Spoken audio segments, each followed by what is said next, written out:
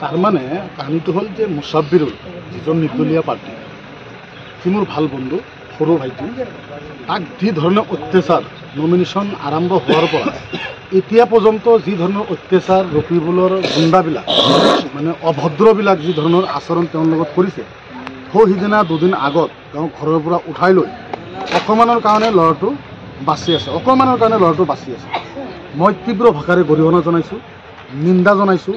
তাৰ লগতে মই অসমৰ মুখ্যমন্ত্ৰী ডক্টৰ হেমন্ত বিশ্ব শৰ্মা ডাঙৰীয়া বিনম্ৰভাৱে অনুৰোধ জনাইছোঁ তাৰ লগতে অসমৰ ডিজিপি জে.পি. সিং ছাৰক বিনম্ৰভাৱে অনুৰোধ জনাইছোঁ যে চামগুৰিত কিবা ল এণ্ড অৰ্ডাৰ আছে না নাই আৰু চামগুৰিত কিবা গণতন্ত্ৰ আছে না নাই মোৰ এনেকুৱা অনুভৱ হৈছে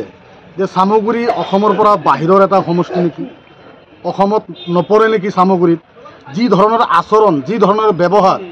যি ধৰণৰ কালচাৰ ৰকিবুলৰ কিছুমান গুণ্ডা বাহিনীয়ে আৰম্ভ কৰিছে মই ধিক্কাৰ জনাইছোঁ এদিন হ'লেও মানুহ আহিছে এদিন হ'লেও মৰিব লাগিব ৰাজনীতি এনেকৈ নহয় ইলেকশ্যনটো এনেকৈ নহয় নিজৰ পুতেকক যিজন ল'ৰাই এতিয়াও নাকত টিপি মাৰিলে গাখীৰ ওলাব সেইজন ল'ৰা যিজন ল'ৰা মাৰ্বল খেলিব লাগে সেইজন ল'ৰাৰ কাৰণে ইমান ধুনীয়া এটা নাম থকা এটা সমষ্টিৰ ভিতৰত এটা নাওমানি বাচ্চাক এটা উঠাইছে ইলেকশ্যনৰ কাৰণে সি বিধানসভাৰ পবিত্ৰ মছজিদত যায় সি কি কথা ক'ব পৰা যোগ্যতা তাৰ আছে আজি আপোনালোকে প্ৰতিবাদ কৰিছিলে সেইটো কি যোগ্যতা আছে তাৰ কাৰণে মুসাব্বিৰুলক যিটো অন্যায় হিচাপে অত্যাচাৰ কৰা হ'ল মোৰ সৰু ভাইটি মোৰ এজন ভাল বন্ধু যাৰ কাৰণে ইয়াতে আমি প্ৰতিবাদ কৰিছোঁ আৰু লগতে নগাঁৱৰ এছ.পি. ডাঙৰীয়াক বিনম্ৰভাৱে অনুৰোধ কৰিছোঁ যে আপুনি 2-1 ঘণ্টাৰ ভিতৰতে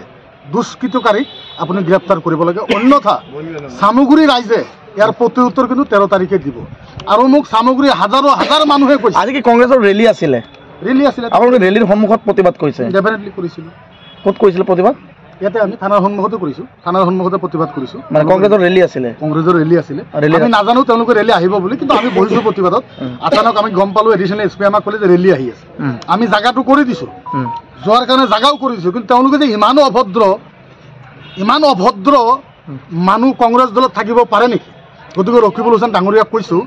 যে অসমৰ লগতে চামগুৰিৰ সকলো ৰাইজৰ পাপ আপোনাৰ গাত লাগিছে আৰু পাপটো 13 তাৰিখে আপোনাৰ মোচন হ'ব অকণমান 13 তাৰিখৰ ভিতৰত যেতিয়া গম পাব আপুনি যে ল'ৰাটো হাৰি গ'ল আৰু চামগুৰিৰ ৰাইজে এবাৰ দেখাই দিব যে এইটো ধুবুৰী নহয় এইটো চামগুৰিত কোনে জিতিব সেইটো ক'ব নোৱাৰোঁ কিন্তু ৰকিবুলৰ পুতেক হাৰিব এইটো ক্লিয়াৰ কাট কথা তানজিলি ইয়াতে হাৰিব 100% আপোনালোকে ৰিজাল্টৰ দিনা মোক ফোন কৰিম যদি তানজিলি ইয়াতে নেহাৰে তেনেহ'লে আপোনালোকে মনত ৰাখিব মই কিবা এটাতো কৰিম ইনশাআল্লাহ হাৰাটো 100% তেওঁ হাৰিব আৰু হাৰাৰ কাৰণে দোৱা কৰি আছোঁ